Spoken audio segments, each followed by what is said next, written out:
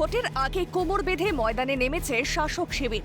দীর্ঘ প্রায় 17 বছর পর বীরভূমের নানুরে নির্বাচনী সভা তৃণমূল সুপ্রিমো মমতা বন্দ্যোপাধ্যায়ের। আল আমিন মডেল স্কুল পাপুরি মাঠে নানুর বিধানসভা কেন্দ্রের তৃণমূল প্রার্থী বিধানচন্দ্র মাঝির সমর্থনে প্রচার সভা সারেন তিনি। মঞ্চ থেকে স্মৃতিচারণাও করেন। মমতার মুখে শোনা যায় অনুব্রত মণ্ডলের কথাও। তবে এর আগে মমতা অভিষেকের সভায় অনুব্রতকে দেখা গেলেও এদিনের মঞ্চে কাজল শেখ উপস্থিত ছিলেন। তবে দেখা মেলেনি অনুব্রত মণ্ডলের। সভামঞ্চ থেকে বিজেপিকে নিশানা মমতার। তিনি বলেন, এসআইআর এর সবচেয়ে বেশি মহিলাদের নাম বাদ দেওয়ার অভিযোগ। পদ্মফুলের বস্তা দিয়ে ফর্ম 6 জমা করে বাইরের নাম ঢোকাচ্ছিল। সুপ্রিম কোর্ট বলে দিয়েছে হবে না। বাংলাকে রক্তাক্ত বলার পাল্টা জবাব দিয়েছে মমতা। তিনি আরো বলেন, যেটা আগে সিপিএম করত এখন সেটা বিজেপি করে। একযোগে দুই দলকেই আক্রমণ। 6 নম্বর ফর্ম বাইরের আউটসাইডারদের ভোটারদের নিয়ে পদ্মফুলের বস্তা দিয়ে বাইরের নাম ঢোকাচ্ছিল। সুপ্রিম কোর্ট বলে দিয়েছে হবে না। সবচেয়ে বেশি নাম কেটেছে মহিলাদের। কেন জানেন?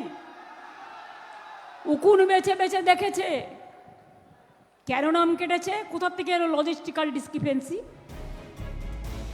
এসআইআর থেকে গ্যাসের দাম বৃদ্ধিতে বিজেপিকে তোপ তৃণমূল সুপ্রিমো। 100 দিনের প্রকল্পের নাম পরিবর্তন নিয়ে ফের কেন্দ্রকে আক্রমণের পাশাপাশি মমতা বলেন, যুবসাথী নিয়ে বিজেপি মিথ্যা অভিযোগ করছে। যুবসাথী বন্ধুরা মাধ্যমিক পাশ করার পরেই তারা 1,500 টাকা করে পাবেন। এটা ভিক্ষা বা ভাতা নয় বিজেপির কথায়, এটা তার পকেট খরচ। যারা এখনো পাননি তাদেরটা প্রসেস চলছে, কারণ তাদের কিছু প্রবলেম দেখা গেছে, সেটা আমরা চেষ্টা করছি রিভিউ করে করবার। তাকে দিয়ে আবার দরখাস্ত করানো হচ্ছে। নানুরের সভা থেকে মমতার হুঙ্কার, লড়াই করতে হলে সামনাসামনি করো। লুকিয়ে লুকিয়ে করছো কেন? তৃণমূলকে বলছে চোর। এখানে অনেক বিজেপি নেতা রয়েছেন। বিজেপির দল থেকেই তাদের বিরুদ্ধে তদন্তের দাবি করা হয়েছে। তৃণমূল চোর নয়, বিজেপি সব লুট করছে। তীব্র আক্রমণ তৃণমূল নেত্রীর। বাংলার মতো শান্ত কোথায় দেখতে পাবে?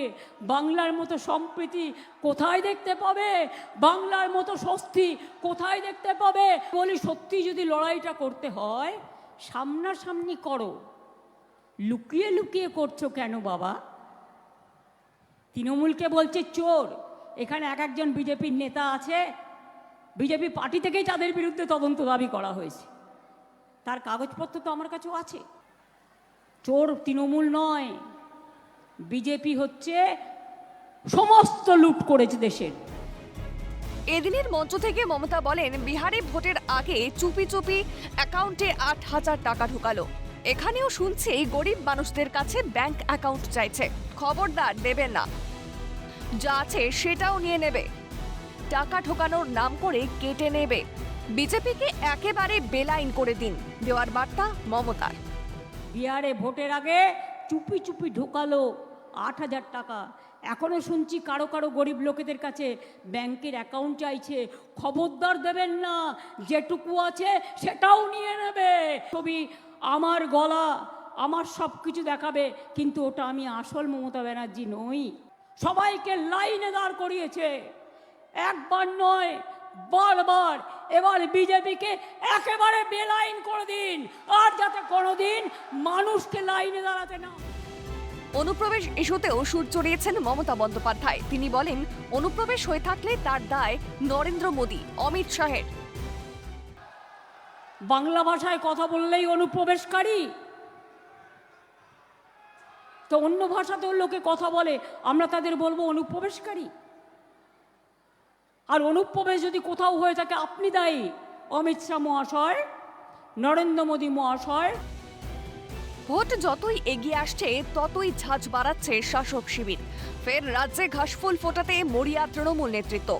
এখন দেখার ভোটের পাল্লা কোন দিকে যায়। বীরভূম থেকে অমরনাথ দত্তের রিপোর্ট, ক্যালকাটা নিউজ।